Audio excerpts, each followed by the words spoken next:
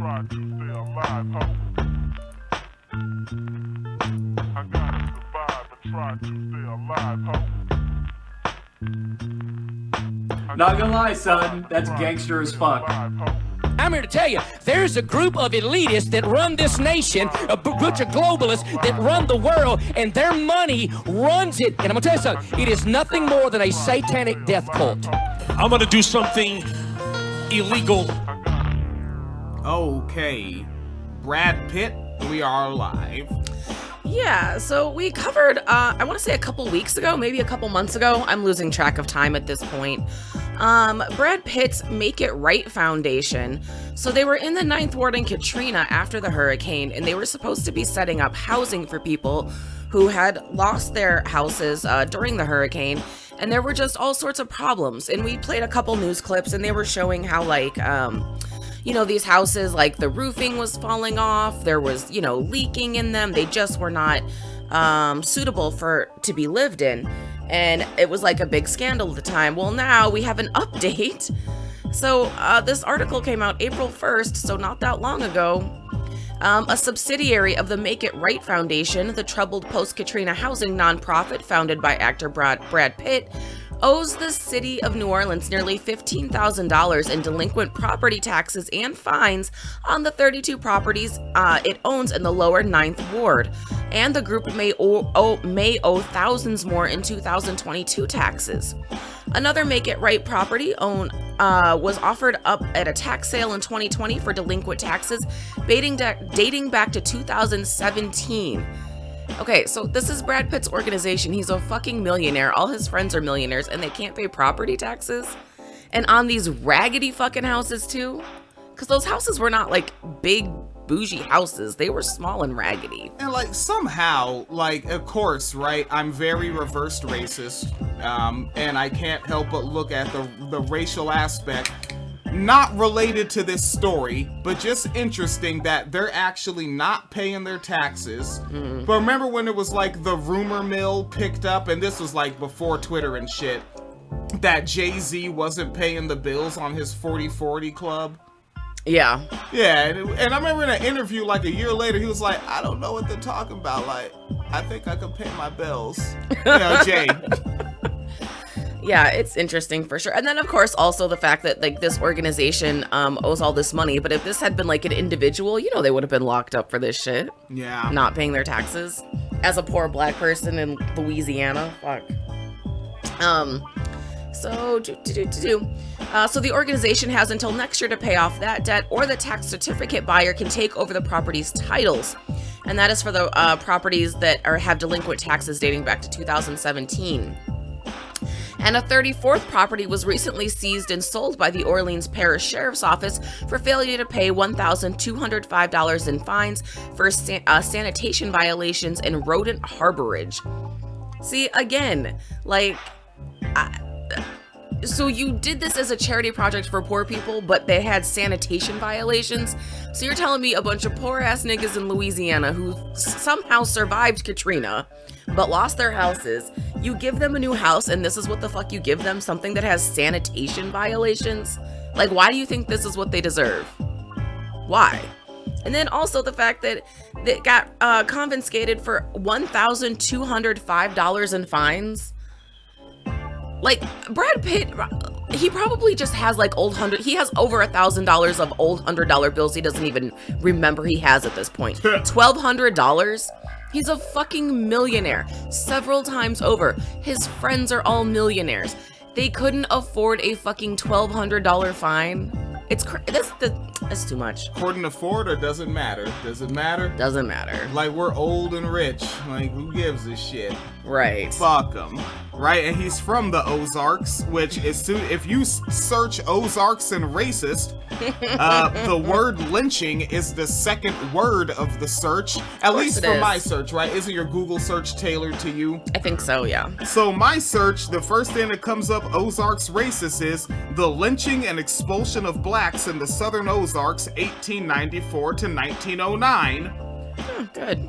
I'm just thinking about where this cat is from, and I know that it's like a television program. I've never even seen an advertisement for it. I just know that a program with that name exists. Yeah. Yeah. No, that's where he's from. And then, of course, also there was the stories coming out with the divorce proceedings between him and Angelina Jolie. I think he's actually just an asshole who just seems like a nice person. Because, like, you remember with that, Angelina Jolie was saying that one of the reasons they got divorced, one of the reasons there was so much tension in their marriage, is because she was a Harvey Weinstein victim, and he kept working with Harvey Weinstein even after she told him that. So, like, I don't know the extent of what happened with her and Harvey Weinstein, and honestly, it doesn't matter. Like, whether it was sexual harassment to straight up sexual assault, it doesn't matter. Like, you shouldn't be working with the person who's sexually assaulting or harassing your spouse. Yeah. Or anybody, Remember, I mean, who raised him? The lady that was, I think she was in favor of the Mitt Romney campaign because them damn gays. Yes. So, hey, you know who raised your boy? Yeah. All in all, 33 properties are still owned by Make It Right New Orleans Housing LLC, a for-profit subsidiary of the nonprofit Make It Right Foundation. Let that sentence wash over you. Yeah. It's a for-profit subsidiary of a nonprofit foundation. For-profit subsidiary of a nonprofit. Motherfucker. So they have a nonprofit, right? That's Clicky Mouse Industries, right? Clicky Mouse Industries. And Clicky Mouse Industries is like, you know what? I think that we need a side business of Black and Miles. Now, Quickie Mouse is 501c3, but the same people that own Clicky Mouse own Black and Mild. Yes. And they're like, but we're not gonna make this one 501c3. Because then, I mean, what can you do when it's not a 501c3? Like, you have to pay taxes, but you can be politically active, right, and shit like that. Yeah. But I don't know if Brad Pitt gives a shit about politics. I don't know if he does or not. I don't think he does. Yeah, that reminds me of that shit with the prison. What is that, Unicor? With the prisons? Where it's like, it's a corporation that runs the prisons, but it's a corporation that is a subsidiary of the federal government. Yeah. And that's how I got around the profit motive shit, because you can't have prisons for profit. So they gave them to Unicor, and now Unicor runs them for a profit, which is why we have prison slave labor the way that we do. But yeah, but it's like a government corporation. What the fuck is that? Well, the NFL is a charity. It is a charity. Yeah, I get my NFL bag of food dropped off on the front door every Thursday. So, all right. So it's a for-profit subsidiary of a nonprofit. That's great. Of the 33 properties that are still owned, they mainly include vacant lots, as well as a vacant and dilapidated gas station, the foundation's abandoned construction office, a playground now maintained by neighbors, and one completed Make It Right house that was never sold but is still standing. This is some effective fucking housing. Did they take notes from the Red Cross? Several of the properties have open city code violations. The vacant lots have become increasingly overgrown a year after the foundation stopped paying a landscaper to maintain them. Oh. Damn.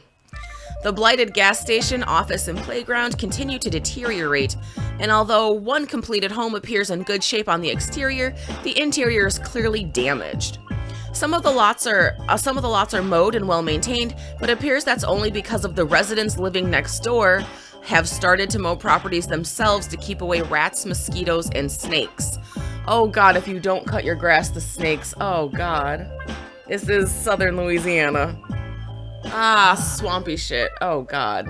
Rats, mosquitoes, snakes. And I remember fucking a Hannibal Buress bit, which is like also a story, where he was like, he went to a restaurant and like there was like a rat, and I think he said he reported it, but then someone they were just like, no, you didn't actually see that. And that's just their default. They just say, nah, it didn't happen. Oh, okay. Or they blame you for it. It's just normal shit out there. Like it followed you in there? What the fuck? Like as a child not growing up in New York, all you think is, if I go to New York, am I gonna get bit by like an 8-foot rat? I heard there's rats out there. There are rats. They're big. There's out there Buttigieging, man. Taking that slice of pizza down them subway stairs. Trying to feed his kids. Shit, them turtles. The unkept properties are another on the long list of grievances these residents have against Make It Right and against Pitt, whose mission to heal and restore the neighborhood in the wake of Hurricane Trina has unraveled over the last several years. In 2007, the foundation began building and selling dozens of low-cost homes using designs from world-renowned architects and that promised to be both green and sustainable. But the homes, partially due to faulty designs and materials, have had major issues with leaks, mold, structural damage, and gas leaks. That was in the previous segment that we played, because we played like a news clip. Yeah. That was what they were showing, was stuff like the mold and the interior damage. In 2018, a group of Make It Right homebuyers sued the foundation. The foundation subsequently sued its local architect and former executive director. As the legal battles escalated, the foundation has become impossible to reach. Really? I have zero faith in Make It Right, says Tanika West, a resident in the area. Tanika says, we're just on our own. West, who owns a Make It Right home, lives next to one of the vacant foundation-owned lots. She now shares the responsibility for mowing it along with her neighbor, who also lives in a Make It Right home. West said she tried to purchase the property from Make It Right to use it as a community space, but they wouldn't come to the table. Now she watches with frustration as some of the other properties are being auctioned off due to unpaid taxes or code violations. There's something really fucking grimy about that too, though, right? So even when they knew they were going under, they had these fucking vacant lots. They still wouldn't sell them to black residents. They let the police and the government get them first. Like, you could have just sold it to the black people in the neighborhood. They wanted them. When you're from the Ozarks, Negras owning homes just don't seem right. You know what? Brad Pitt, I think Brad Pitt needs to fucking go and move to, Ohio, and vote for J.D. Vance. Oh, God. A spokeswoman for New Orleans Mayor LaToya Cantrell said that the city has not been in contact with Make It Right regarding the vacant and blighted properties. When the Lens asked whether the city was planning more property seizures or tax sales, the spokeswoman said that the properties will be dealt with individually. Okay. The Lens was unable to contact the Make It Right Foundation directly. The Lens contacted one of the law firms representing the foundation in a class action lawsuit, informing them of an upcoming story related to the foundation. A representative said no comment before a reporter could then ask any follow-up questions. Okay. That's that good faith acting. So yeah, that's what's going on with Brad Pitt. Damn. It's really unfortunate, honestly. A little busted for that. Yeah. Because in 2009, the New York Times called the development, quote, Brad Pitt's gift to New Orleans. That's a bold statement considering now that we're seeing how it's turned out, eh? West, who was the resident quoted earlier, said it always sounded like some sort of pitch, some sort of gimmick. At these events, they would just show up and say, we're helping. But then that rosy picture began to degrade as widespread issues emerged, including flooding, mold, rotting wood, gas leaks, and termites. Some of the problems were due to designs that were atypical for New Orleans and therefore incapable of surviving in the region's climate. That is like such a indictment on charity. Like, really. Like, the whole 501c3, I know I work at a 501c3, I know. But no, the whole 501c3, like, ideals and this whole, like, concept around charity, it's always that you have to be grateful for what rich people are giving to you. But there's really not this thing about, like, are you giving people good things? Right? Yeah, they have these world-renowned architects and they have all these, stylish designs for these houses, but if the house is not designed to live in that climate, what fucking good is it? Because now they have the houses and no one can live in them. What fucking good was it? But they're still supposed to be grateful because a rich person who didn't take the time to figure out what was actually needed for this community said, I have an idea, let's do this, and then just did it. Damn. Right, and you love it because it's a celebrity. Yeah. Right? He did a really good interview with Mark Maron before I knew about this. But he's helping. It was a good interview. The shit was fly. It was clowning. I like the stories. But then you always got to keep in mind, he's gonna do some bullshit. Yeah, just be a nihilist. It works out better. Like, the leading cause of disappointment is hope. Last month, a researcher at the University of Illinois named Judith Keller released findings about the current state of the 109 Make It Right homes. She found that 2 had been demolished, 6 were boarded up and abandoned, and that the vast majority of others had either partial repairs or had to be completely renovated due to structural problems. She found that only 6 of the original 109 homes were in reasonably good shape. 6 out of 109, and it's still considered a win. Go figure. Yeah. So there you go. All right. And then I know this article is like so long, but this is the last thing I want to point out in it. About one of these properties. She said she sold West, who's one of the residents, said that a property was sold to Make It Right for $10,000 in 2013, but the property was bought back for $170,000 after the foundation put a house on it. So it went, So it went from $10,000 to $170,000 with a raggedy ass house on it. Yes. And then also Wes also notes in here that these houses aren't free and residents are financially tied to homes and can't just leave them because of problems. I want a do-over, but I am stuck in a mortgage. Just touring the house alone, you'd be devastated when you have to see what was messed up and what we have to maintain. So it sounds a little bit like Flint then, right? Where, now that the people live there, they can't move because they know that there's a problem with the water. Yeah. But they still have to live there, so it's like, what the fuck do you do? Yeah. What the fuck do you do? All right, folks. And I uploaded one more whole entire video to the TikTok. All right, about your man JD Vance, because Phoenix Kalita was just very excited about the JD Vance campaign. She's like, man, this feller's stone cold. All right, yes, you were. I don't think I was. And I was like, man, no, he's not. And you were like, yes, he is. And I put that on the TikTok. It's Mr. Williams Laborhood.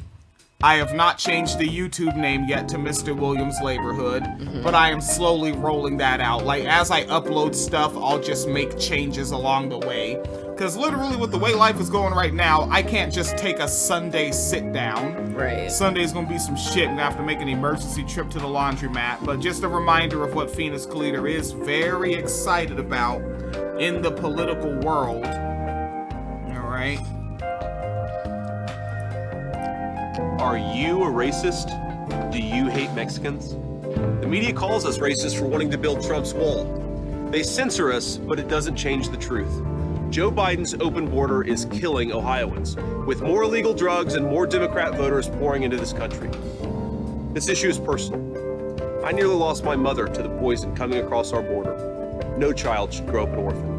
I'm JD Vance, and I approve this message because whatever they call us, we will put America first. Wow, that was super Nazi-ish. You caught that slick little line in there, right? Which one? That the problem is more Democratic voters. He said, but the way he did it was like very Hitler propaganda-ish. They're bringing in drugs and Democrats. Like Democrats are part of the drug problem. I'm telling you, and what I recorded while you were, I think you may have been still asleep or something, but I went back over it, and fucking liberals love this guy for his hillbilly elegy book. Yeah, because liberals like to be smug. And he, the way he wrote it was like, look at these poor backwards Southerners. Yep, he said they're spending money on bullshit. They're using payday loans. They're buying cars. Yeah. Yeah. All right. This content is produced without the concerns of swerfs, turfs, partisan hacks, bootlickers, neo-Nazis, bread tubers, tankies, white vegans, or mumble rappers in mind. Send all hate mail to D's. I like that.